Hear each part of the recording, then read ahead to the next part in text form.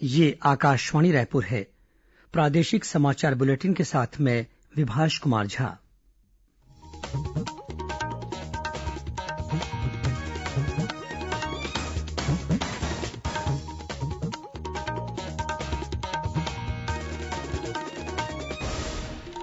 और अब पेश है आज के मुख्य समाचार। मुख्यमंत्री ने कलेक्टरों को लोक सेवा गारंटी अधिनियम को प्रभावी तरीके से लागू करने के दिए निर्देश। कहा कि सादे कागज पर मिले आवेदनों पर भी समय सीमा के भीतर की जाए कार्रवाई। देश के अन्य राज्यों से छत्तीसगढ़ लौटे मजदूरों को राशन कार्ड नहीं होने पर भी 2 महीने का अनाज निःशुल्क दिया जाएगा। केंद्र सरकार के दूसरे कार्यकाल का 1 वर्ष पूरा होने पर भाजपा के वरिष्ठ नेताओं ने राज्य के विभिन्न स्थानों पर पत्रकार वार्ता लेकर कहा कि सरकार ने कोरोना संकट के दौर में लोगों की मदद के लिए अनेक कदम उठाए और राज्य के विभिन्न स्थानों पर आज तेज हवा के साथ वर्षा हुई। मौसम विभाग ने अगले 48 घंटों में गरज चमक के साथ बौछारें पड़ने और कुछ स्थानों पर आकाशीय बिजली गिरने की दी चेतावनी।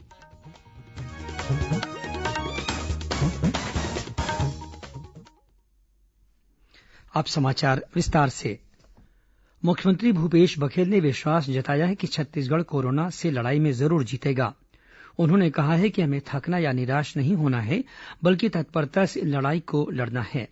यह बात मुख्यमंत्री ने आज रायपुर स्थित निवास कार्यालय से वीडियो कॉन्फ्रेंसिंग के जरिए आयोजित कलेक्टर कॉन्फ्रेंस को संबोधित करते हुए कही। उन्होंने कहा कि कोरोना महामारी पर नियंत्रण के लिए अब तक सभी जिलों में बेहतर तरीके से कार्य किए गए हैं।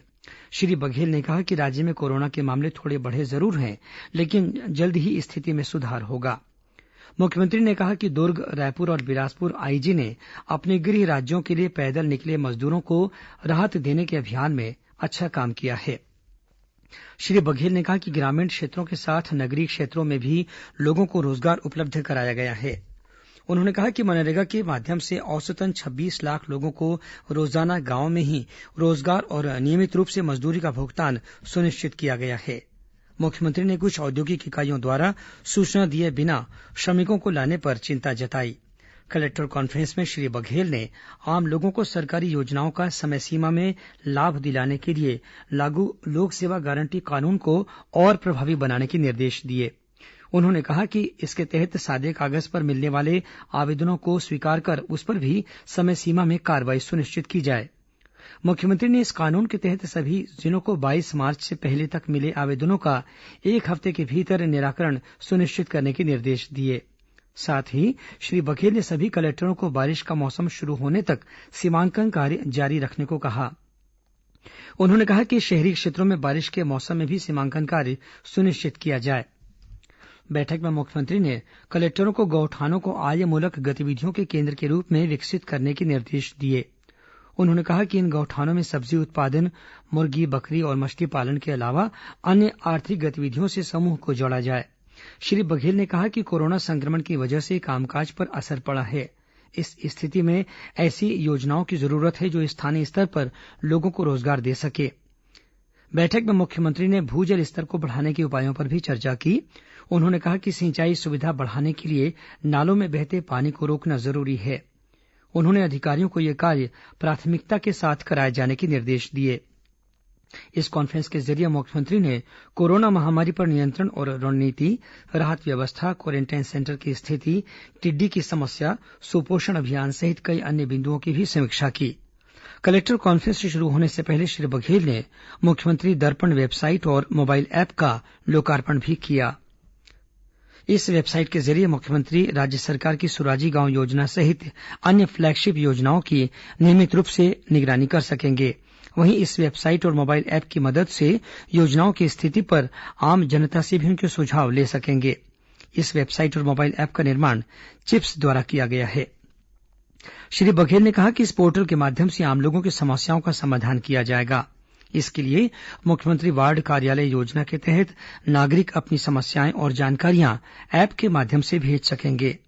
इसके बाद संबंधित अधिकारी को मौके पर भेजकर समस्याओं का निपटारा किया जाएगा। मुख्यमंत्री भूपेश बघेल ने राज्य के होटल रेस्टॉरेंट कारोबारियों को आश्वासन दिया है कि अगले 4 से 5 दिनों के भीतर राज्य में होटल रेस्टॉरेंट और कैफेटेरिया खोल दिए जाएंगे। राज्य होटल रेस्टॉरेंट एसोसिएशन के एक प्रतिनिधिमंडल ने मुख्यमंत्री से रायपुर में भेंट की और उन्हें अपनी समस्याओं से अवगत कराया। मुख्यमंत्री ने होटल संचालकों से कहा कि उनके प्रतिष्ठान खुलने के बाद कोरोना संक्रमण की रोकथाम के लिए सोशल डिस्टेंसिंग और सरकार की गाइडलाइन का कड़ाई से पालन किया जाए। प्रतिनिधिमंडल ने मुख्यमंत्री से लॉकडाउन में हुए नुकसान की भरपाई के लिए राहत पैकेज देने और घरेलू दर से बिजली बिल वसूल करने सहित कई अन्य मांगें भी रखीं।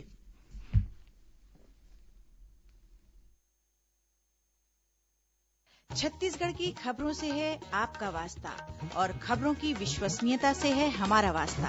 आकाशवाणी समाचार रायपुर के प्रादेशिक समाचार बुलेटिन के साथ ही हमारे समसामयिक कार्यक्रम आप रेडियो के अलावा अपने मोबाइल पर भी सुन सकते हैं। आकाशवाणी समाचार फेसबुक, ट्विटर और यूट्यूब पर भी उपलब्ध है। हमारा Facebook page Chhattisgarh news on AIR, Twitter handle CGAIR news और हमारा यूट्यूब चैनल है छत्तीसगढ़ AIR न्यूज। तो अब रेडियो के साथ ही आपके मोबाइल के जरिए भी हम पहुंच रहे हैं आप तक। छत्तीसगढ़ की हर खबर के लिए सुनते रहिए आकाशवाणी समाचार।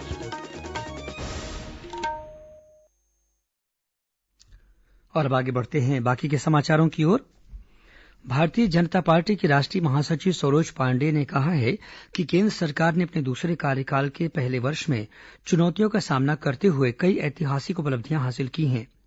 केंद्र में एनडीए सरकार के दूसरे कार्यकाल का 1 वर्ष पूरा होने पर सुश्री पांडेय ने आज राजनांदगांव में एक प्रेसवार्ता में सरकार की कार्यशैली और योजनाओं की जानकारी दी।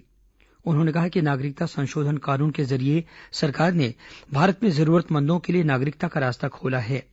कोरोना संक्रमण के मामलों पर चर्चा करते हुए उन्होंने कहा कि संकट के इस दौर में सरकार ने लोगों की मदद के लिए अनेक कदम उठाए हैं। उधर जांजगीर में प्रदेश के पूर्व मंत्री अमर अग्रवाल ने केंद्र सरकार की योजनाओं का जिक्र करते हुए कहा कि प्रधानमंत्री आवास और उज्ज्वला योजना लोगों के लिए वरदान साबित हुई हैं। उन्होंने कहा कि सरकार ने अपने दूसरे कार्यकाल में धारा 370 और 35A को समाप्त करने के साथ ही 3 तलाक कानून में संशोधन जैसे बड़े फैसले लिए हैं। वहीं भाजपा के प्रदेश प्रवक्ता भूपेन्द्र सवन्नी ने भी मुंगेली में मीडिया से चर्चा करते हुए केंद्र सरकार की उपलब्धियों का जिक्र किया। उन्होंने कहा कि केंद्र की फ्लैगशिप योजनाओं के जरिये आम लोगों के जीवन स्तर में बड़ा बदलाव आया है। उन्होंने बताया कि एनडीए सरकार के दूसरे कार्यकाल का 1 वर्ष पूरा होने पर राष्ट्रीय संपर्क अभियान के तहत प्रदेश के साथ साथ लोकसभा, विधानसभा और जिला स्तर पर भी लोगों तक सरकार की कल्याणकारी योजनाओं की जानकारी पहुंचाई जाएगी। देश के अन्य राज्यों से छत्तीसगढ़ लौटे मजदूरों या अन्य व्यक्तियों को जिनके पास राशन कार्ड नहीं है उन्हें भी 2 महीने का अनाज निःशुल्क दिया जाएगा। इसके पंजीयन के लिए खाद्य विभाग ने प्रवासी खाद्य मित्र ऐप जारी किया है। इस ऐप पर इच्छुक व्यक्ति अपना पंजीयन करा सकते हैं। साथ ही खाद्य और नागरिक आपूर्ति विभाग की वेबसाइट पर मुफ्त अनाज के लिए पंजीयन भी किया जा सकता है। पंजीयन के लिए आधार नंबर नहीं होने की स्थिति में 5 अन्य पहचान पत्रों का इस्तेमाल किया जा सकता है। इनमें मतदाता पहचान पत्र, पैन कार्ड, किसान फोटो पासबुक के अलावा किसी राजपत्रित अधिकारी या तहसीलदार द्वारा शासकीय पत्र पर जारी फोटो सहित कोई पहचान प्रमाण पत्र दिया जा सकता है। छत्तीसगढ़ में अभी तक कोरोना संक्रमित 29 नए मामले सामने आए हैं। इनमें से रायपुर जिले में 13 नए मरीज मिले हैं। फिलहाल छत्तीसगढ़ में सक्रिय मरीजों की संख्या 850 से ज्यादा हो गई है। वहीं कुल संक्रमित मरीजों का आंकड़ा 1200 को पार कर गया है। राज्य के पूर्व मुख्यमंत्री और भाजपा के राष्ट्रीय उपाध्यक्ष डॉक्टर रमन सिंह ने आरोप लगाया है कि राज्य सरकार की गलत नीतियों की वजह से प्रदेश की अर्थव्यवस्था बदहाल हो चुकी है। उन्होंने कहा कि राज्य सरकार ने केंद्र और रिजर्व बैंक ऑफ इंडिया से उधार लेने की सीमा बढ़ाने की मांग की है। इससे यह साबित होता है कि राज्य सरकार के आर्थिक कुप्रबंधन के चलते छत्तीसगढ़ का बजट घाटा काफी बढ़ गया है और राज्य कर्ज के दलदल में फंस गया है। कबीरधाम पुलिस ने माओवादियों के शहरी नेटवर्क का खुलासा करने में सफलता हासिल की है। इस मामले में छत्तीसगढ़ और मध्यप्रदेश के सीमावर्ती इलाके से 2 संदिग्ध लोगों को गिरफ्तार किया गया है। इनके पास से 7 लाख रूपये से अधिक की नगद राशि भी बरामद की गई है। पुलिस को सूचना मिली थी कि कुछ लोग माओवादियों की मदद के लिए नगद धनराशि लेकर निकले हैं। इसके बाद चिल्फी पुलिस ने थवईपानी गांव के पास घेराबंदी कर 2 लोगों को नगद राशि सहित गिरफ्तार किया। जिले के पुलिस अधीक्षक केएल ध्रुव ने बताया कि फिलहाल दोनों संदिग्धों से पूछताछ की जा रही है। उधर दंतेवाड़ा जिले में सुरक्षा बलों ने एक हार्डकोर माओवादी को गिरफ्तार किया है। इस माओवादी पर हत्या और आगजनी जैसे कई अन्य वारदात में शामिल रहने का आरोप है। जानकारी के मुताबिक केंद्रीय रिजर्व पुलिस बल सीआरपीएफ के जवान गश्त पर निकले हुए थे। इसी दौरान छोटे गोड्रा पटेलपारा से इस माओवादी को गिरफ्तार किया गया। ये माओवादी डीकेएमएस संगठन का अध्यक्ष बताया जाता है। इधर राजनांदगांव की सीमा से लगे महाराष्ट्र के बालाघाट जिले में माओवादियों ने एक ग्रामीण की हत्या कर दी। मिली जानकारी के अनुसार ये घटना लांजी के पुजारी टोला गांव की है, जहां माओवादी आज तड़के एक ग्रामीण के घर पहुंचे और उसे अगवा कर ले गए। इसके कुछ देर बाद उसकी लाश गांव के बाहर मिली। एक अन्य घटना में महाराष्ट्र के गढ़चिरौली जिले में हथियारबंद माओवादियों ने कल देर रात गट्टा वन परिक्षेत्र कार्यालय पर हमला कर दिया। इस दौरान माओवादियों ने 2 कर्मचारियों को बंधक बनाकर उनके साथ मारपीट की, साथ ही सरकारी आवास में आग लगा दी। छत्तीसगढ़ ओडिशा सीमा के पास महासमुंद में एक वाहन से करीब 1,13,00,000 रुपए की नगद राशि बरामद की गई है। यह हवाला की रकम होने की आशंका जताई जा रही है। जिले के पुलिस अधीक्षक प्रफुल्ल ठाकुर ने पत्रकार वार्ता में बताया कि ओडिशा का एक सराफा कारोबारी अपने ड्राइवर के साथ कार में बरगढ़ से रायपुर आ रहा था। इस बीच सिंघोड़ा सीमा पर उसके वाहन की तलाशी में नकद राशि मिली। फिलहाल आयकर विभाग की टीम कारोबारी और कार चालक को हिरासत में लेकर पूछताछ कर रही है। भारतीय पुलिस सेवा के 3 अधिकारियों को राज्य में नई पदस्थापना दी गई है। राज्य के पुलिस महानिदेशक डीएम अवस्थी ने इस संबंध में आदेश जारी किया है। इसके अनुसार अतिरिक्त पुलिस महानिदेशक हिमांशु गुप्ता को प्रशासन और चयन का प्रभार दिया गया है। जीपी सिंह को राज्य पुलिस अकादमी का निदेशक नियुक्त किया गया है। वहीं अतिरिक्त पुलिस महानिदेशक एसआरपी कल्लूरी को एडीजी प्रशिक्षण की जिम्मेदारी दी गई है। जांजगीर चांपा जिले में कुएं से जहरीली मीथेन गैस का रिसाव होने के कारण 2 सगे भाइयों की मौत हो गई।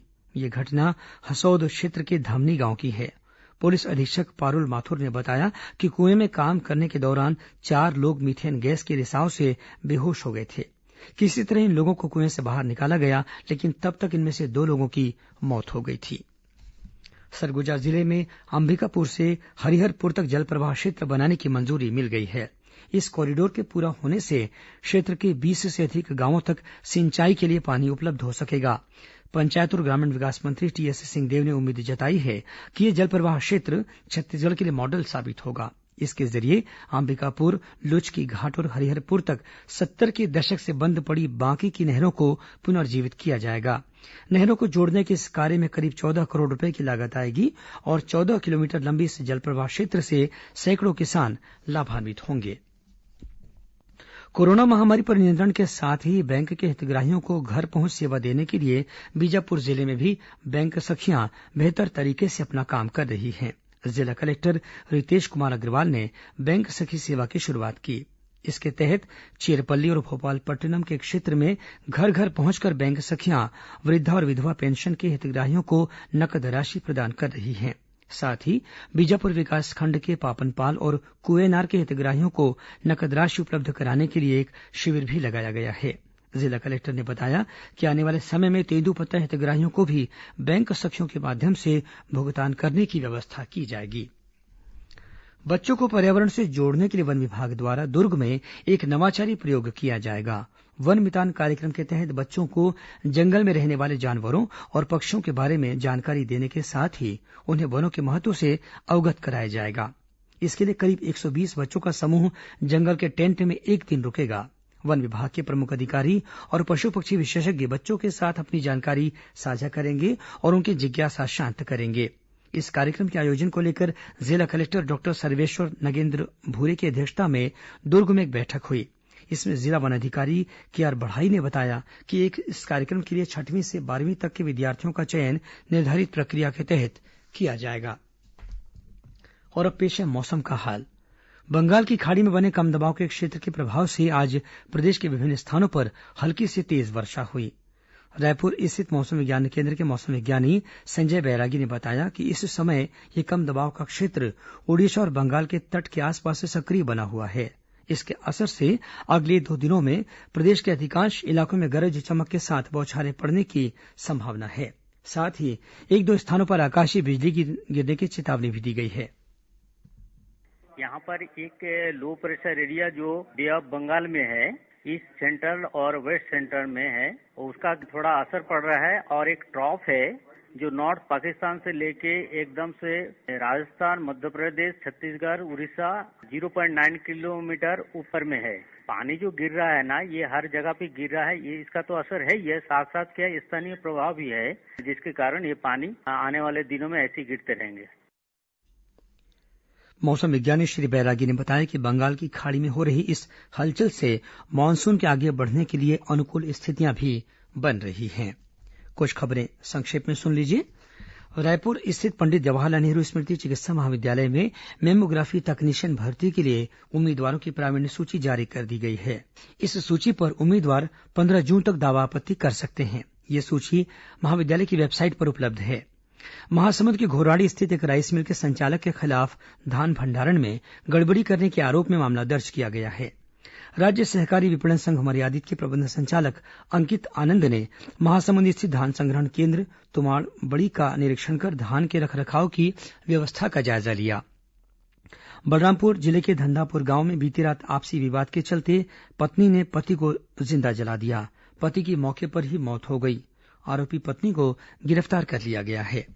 राजनांदगांव जिले के बागनदी पुलिस ने 30 किलो गांजा के साथ 2 आरोपियों को गिरफ्तार किया है। ये गांजा चिचोला से नागपुर ले जाया जा रहा था। और महासमुंद जिला चिकित्सालय और जीएनएम नर्सिंग सेंटर में बिजली की खपत कम करने के लिए अक्षय ऊर्जा विकास प्राधिकरण क्रेडा ने 170 ट्यूबलाइट प्रदान की है। अंत में मुख्य समाचार एक बार फिर। मुख्यमंत्री ने कलेक्टरों को लोक सेवा गारंटी अधिनियम को प्रभावी तरीके से लागू करने के दिए निर्देश। कहा कि सादे कागज पर मिले आवेदनों पर भी समय सीमा के भीतर की जाए कार्रवाई।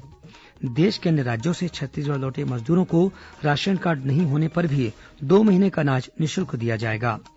केंद्र सरकार के दूसरे कार्यकाल का 1 वर्ष पूरा होने पर भाजपा के वरिष्ठ नेताओं ने राज्य के विभिन्न स्थानों पर पत्रकार वार्ता लेकर कहा कि सरकार ने कोरोना संकट के दौर में लोगों की मदद के लिए अनेक कदम उठाए। और राज्य के विभिन्न स्थानों पर आज तेज हवा के साथ वर्षा हुई। मौसम विभाग ने अगले 48 घंटों में गरज चमक के साथ बौछारें पड़ने और कुछ स्थानों पर आकाशीय बिजली गिरने की दी चेतावनी। इसी के साथ प्रादेशिक समाचार बुलेटिन समाप्त हुआ। नमस्कार।